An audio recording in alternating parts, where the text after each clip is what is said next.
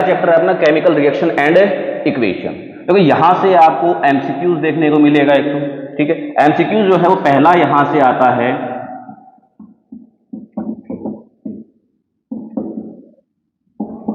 Identifying the type of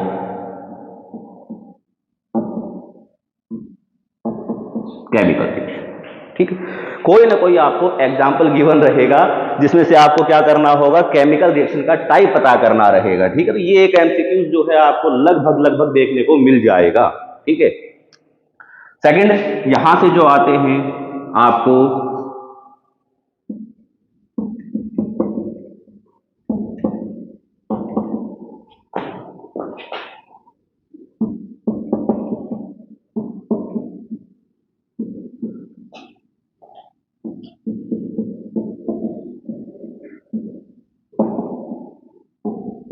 ये वाला question आपको काफी देखने को मिलेगा कि respiration is considered as an exothermic reaction. Respiration को जो है आप एक्सोथर्मिक रिएक्शन तरह कंसिडर करते हो, ये वाला भी इंपॉर्टेंट है क्वेश्चन। देन इसके बाद रेंसिडिटी एंड कोरोजन, ठीक है। दोनों की प्रिवेंशन भी देखने हैं और रेंसिडिटी होता क्या है और कोरोजन क्या होता है ये भी आपको देख के जाना है। देन इसके बाद इस चैप्टर में से आपको देखना है क्या,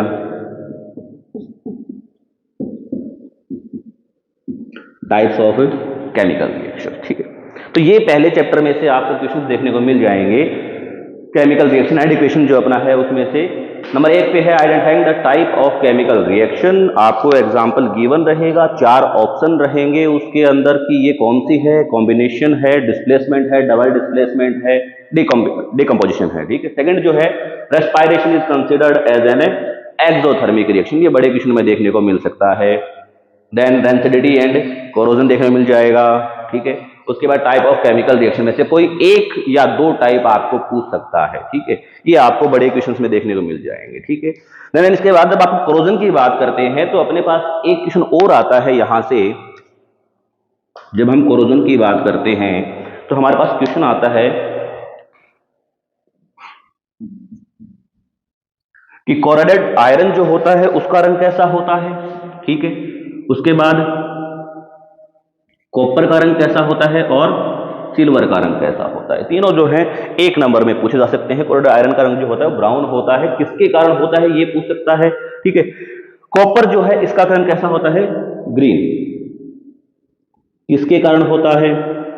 और सिल्वर जो है इसका कलर होता है ब्लैक, ये किसके कारण होता है। तो सिल्वर वाले में हम मोस्टली क्या करते हैं, हमें क्या होता है कि कोरोजन जो होता है वो क्या है कि भाई ऑक्साइड की लेयर फॉर्म हो रही है उसकी वजह से कोरोजन हो रहा है। लेकिन सिल्वर वाले केस में और कॉपर के केस में थोड़ा अलग है। यहां पर तो आप ऑक्साइड की लेयर के कारण बता सकते हो, लेकिन एजी जो है इसका ब्लैक कलर होता है कारण एजी एस के कारण, सिल्वर सल्फाइड के कारण। जबकि कॉपर जो है इसका ये जो ग्रीन कलर होता है ये किसके कारण होता है, कॉपर कार्बोनेट के कारण, ठीक है। तो इसमें थोड़ा ध्यान रखेंगे, ठीक है। तो ये चैप्टर नंबर 1 से हमारे इंपॉर्टेंट क्वेश्चन थे। बात करते हैं चैप्टर नंबर 2 की।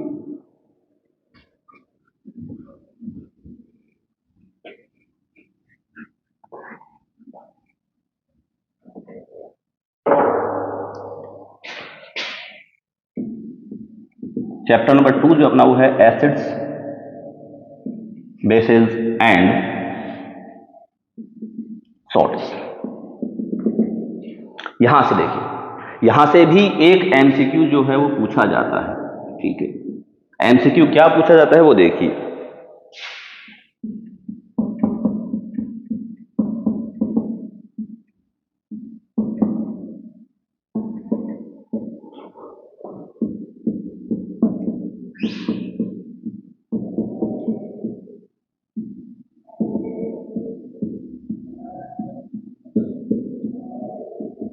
ये वाला identifying the acid present in given substance. आपको कोई एक सब्सटेंस गिवन रहेगा, टोमेटो होगा, ठीक है, विनेगर होगा, उसमें आपको क्या करना होगा, कौन सा एसिड प्रेजेंट है उसको आइडेंटिफाई करना रहेगा, ठीक है। तो ये एमसीक्यूज में पूछा जाता है। देन इसके बाद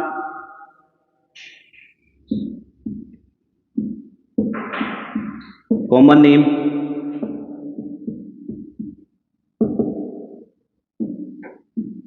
केमिकल नेम,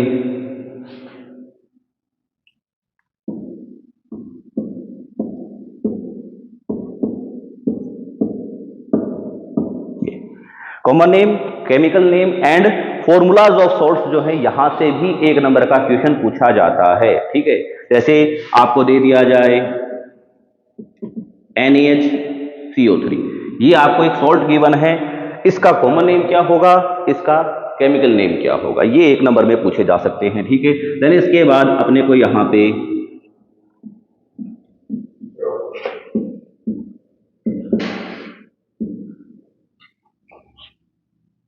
एमओपीज ऑफ सॉल्ट्स हो सकते हैं और उनके यूजेस जो हैं ये भी आपसे पूछे जा सकते हैं। ये बड़ा क्वेश्चन रहेगा। एमओपीज ऑफ सॉल्ट, कोई भी एक सॉल्ट या दो सॉल्ट की एमओपीज पूछ लेगा या उनके क्या पूछ लेगा, यूजेस पूछ लेगा। तो सॉल्ट जितने भी आपके एनसीईआरटी में गिवन है सभी को जरूर पढ़ के जाइएगा।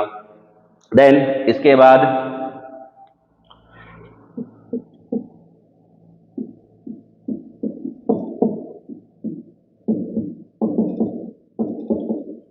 इफेक्ट ऑफ डाइल्यूशन, यानी एसिड और बेस को जब डाइल्यूट किया जाता है तो उनकी स्ट्रेंथ पे क्या इफेक्ट पड़ता है, ये भी जरूर देखी जाए। एक नंबर का क्वेश्चन यहां से पूछा जा सकता है। ठीक है, तो ये चैप्टर नंबर 2 से अपने पास जो थे इंपॉर्टेंट क्वेश्चन है। अब बात करते हैं चैप्टर नंबर 3 की।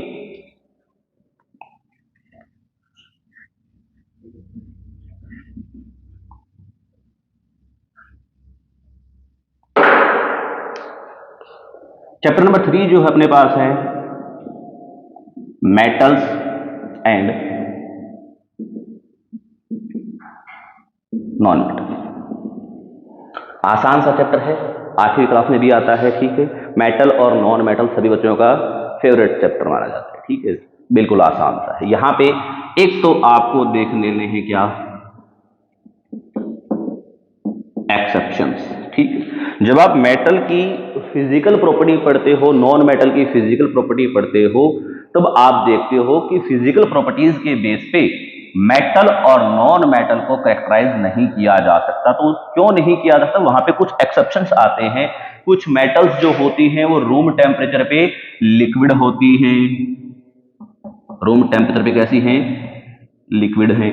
तो उन मेटल्स का, कुछ नॉन मेटल जो है वो लिक्विड फॉर्म में पाई जाती है। ठीक है, वो देखना है। कुछ नॉन मेटल्स जो हैं उनके मेल्टिंग पॉइंट और बॉइलिंग पॉइंट जो होते हैं वो बहुत कम होते हैं, यानी अगर आप उनको हथेली पे रखो तो वो मेल्ट हो जाती है। तो ये सब एक्सेप्शन जो है आपको जरूर देख के जाने हैं। ठीक है, देन यहां से आपको देखना है क्या ECS इलेक्ट्रोकेमिकल सीरीज, एक बार जरूर देख के जाएंगे। ECS से आपको पूछ सकता है कि कौन से मेटल ज्यादा रिएक्टिव है, दो मेटल को कंपेयर करवा के आपसे रिएक्टिविटी पूछ सकता है उनकी। ठीक है, देन इसके बाद यहां पे अपने पास आता है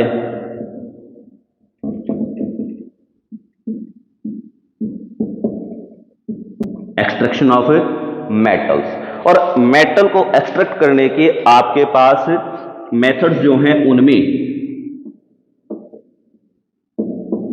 कैल्सिनेशन, रोस्टिंग, दो इंपॉर्टेंट हैं, दोनों जरूर देख के जाइएगा। ठीक है, कैल्सिनेशन और रोस्टिंग, और इनकी केमिकल रिएक्शंस भी जरूर देख के जाइएगा। इनकी केमिकल रिएक्शंस भी पूछी जाती हैं। ठीक है, अगर डेफिनेशन भी आती है तो भी आपको केमिकल रिएक्शन साथ में जरूर लिखनी होती है। ठीक है, देन इसके बाद अपने पास आता है क्या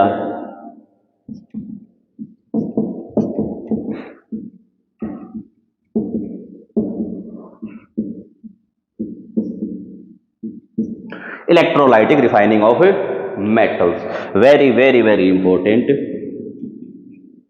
इलेक्ट्रोलाइटिक रिफाइनिंग ऑफ मेटल्स जरूर पढ़ जाइएगा कि होता क्या है, एक्सट्रैक्शन करने के बाद मेटल की इलेक्ट्रोलाइटिक रिफाइनिंग की जाती है। अब यहाँ पे ये भी पूछ सकता है एक नंबर में कि कौन कौन सी मेटल्स की आप क्या कर सकते हो, रिफाइनिंग कर सकते हो। तो अपने पास यहाँ पे कॉपर आता है, जिंक आता है, टिन आता है, गोल्ड, सिल्वर, ये वो मेटल्स हैं जिनका हम क्या कर सकते हैं, इलेक्ट्रोलाइटिक रिफाइनिंग कर सकते हैं। इसके अलावा एक अपने पास निकल आ सकता है। तो एमसीक्यूज में भी ये पूछ सकता है कि इलेक्ट्रोलाइटिक रिफाइनिंग जो है वो किस मेटल की की जाती है, उनमें से कोई एक मेटल आपके पास ऑप्शन में होगी, बाकी जो मैंने यहां लिखी उसमें से नहीं होंगी, तो आपको करेक्ट ऑप्शन सिलेक्ट करना होता है। ठीक है, इसके बाद मेटल और नॉन मेटल से इसी में आप पढ़ के जाइएगा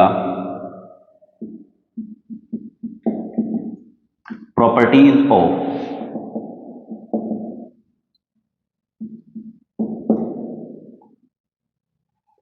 इलेक्ट्रोवैलेंट कंपाउंड। जो आयनिक कंपाउंड है उनका फॉर्मेशन और उनकी प्रॉपर्टीज क्या हैं ये भी आपको जरूर देखनी है। ठीक है, इसमें जो कंडक्टिविटी वाला है वो ज्यादा इंपॉर्टेंट है, इलेक्ट्रोवैलेंट कंपाउंड की कंडक्टिविटी वाला जो है वो जरूर पॉइंट देख के जाइएगा। ठीक है, ये सब रहता है अपना चैप्टर नंबर 3 से। लास्ट चैप्टर अपना जो बचता है केमिस्ट्री में वो है carbon and its compound.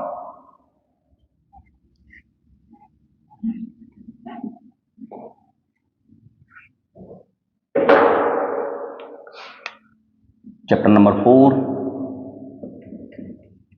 Carbon and its compound. ठीक, तो ये बड़ा कंफ्यूज करता है बच्चों को chapter number 4 carbon and its compound. ठीक है, तो यहां देखिए आप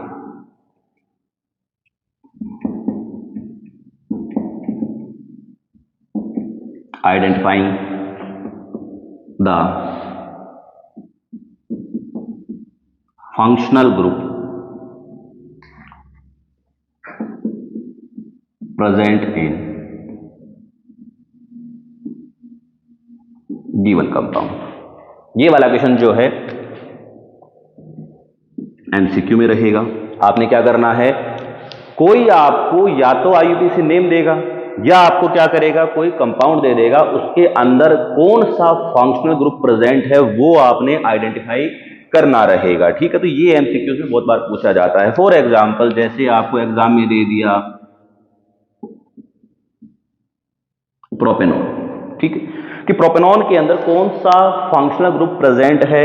ऑप्शंस रहेंगे आपके पास, ऑप्शन ए रहेगा एल्डिहाइड, बी रहेगा कीटोन, सी रहेगा अल्कोहल और डी रहेगा कार्बोक्सिलिक एसिड। तो इसके लिए आपने क्या करना है, इनके जो सफिक्स हैं वो याद रखने हैं। एनओएन, सॉरी ओएन किसके लगता है लास्ट में, कीटोन के। ठीक है, तो कीटोन का सफिक्स जो होता है वो क्या होता है, ओएन होता है। तो इस प्रकार से आपको क्या करना होता है, फंक्शनल ग्रुप प्रेजेंट कौन सा है किसी कंपाउंड में उसको आइडेंटिफाई करना है। ये एमसीक्यू में आता है, या इसके अलावा आपको एमसीक्यू में क्या पूछ सकता है, CHO ये किस फंक्शनल ग्रुप का फॉर्मूला है। यानी इन फंक्शनल ग्रुप्स के आपको फॉर्मूलाज भी ध्यान रहने चाहिए, यहां से भी एक एमसीक्यू पूछा जा सकता है। CHO, ठीक है, जैसे यहां पे एल्डिहाइड है, ए है एल्डिहाइड, बी है कीटोन, सी है कार्बोक्सिलिक एसिड, डी है अल्कोहल। तो यहां पे आपको सिलेक्ट करना है CHO किसका होता है, एल्डिहाइड का। तो इस प्रकार से यहां से भी एमसीक्यू आ सकता है। देन इसके बाद नेक्स्ट हम देखते हैं, यहां पर आपको क्या करनी है,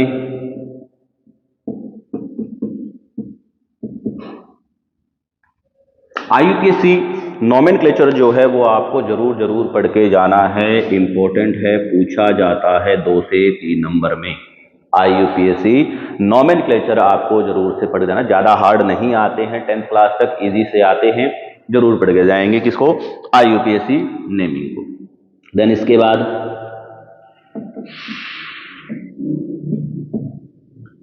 होमोलॉगस सीरीज पढ़ के जानी है। ठीक है, एग्जांपल्स देके जाने हैं होमोलॉगस सीरीज के। ठीक है, अच्छा यहां से भी एक क्वेश्चन पूछा जा सकता है कि होमोलॉगस सीरीज जो है अपने नेक्स्ट मेंबर से किस यूनिट से डिफर करती है, तो कौन सा है वो, CH2 ग्रुप या फिर CH2 यूनिट। 1 नंबर में ये वाला पूछा जा सकता है। ठीक है, जिसके बाद अगला अपने पास आता है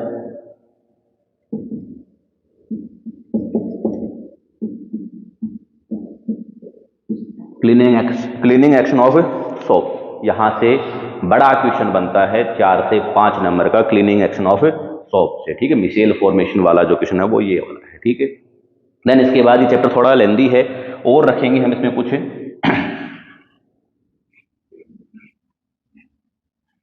बड़े क्वेश्चंस में। देखो ये भी पूछा जा सकता है,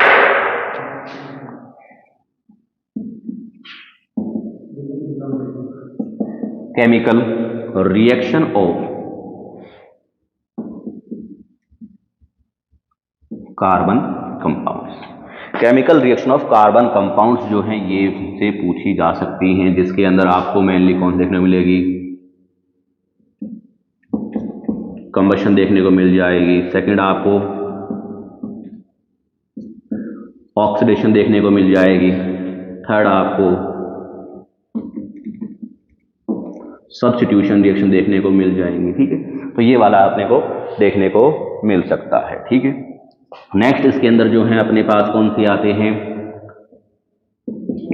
reaction of ethanol with. Ethanol की रिएक्शन जो है वो किस किस के साथ में है, देखिए यहां पे ए है अपने पास Na2CO3 सोडियम कार्बोनेट और NaHCO3 सोडियम बाइकार्बोनेट, इनके साथ रिएक्शन देखने मिल जाएगी। सेकंड बी जो है यहां पर आपको देखने को मिल सकता है